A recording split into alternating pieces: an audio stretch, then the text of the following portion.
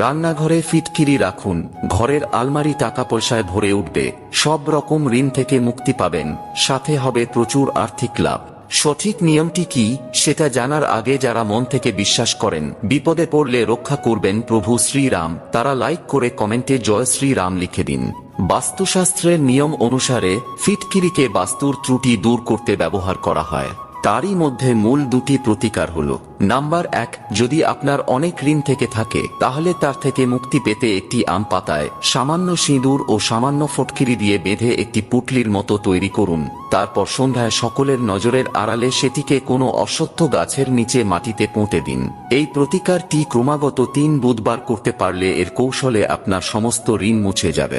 Number 2, একটি কালো কাপড়ে সামান্য ফিটকিরি বেঁধে ব্যবসা বা দোকানের প্রধান প্রবেশদ্বারে ঝুলিয়ে রাখলে মা লক্ষ্মী সর্বদা সেই স্থানেই সহায় থাকেন, ফলে সেখানে ধন সম্পদের বৃষ্টি হয়।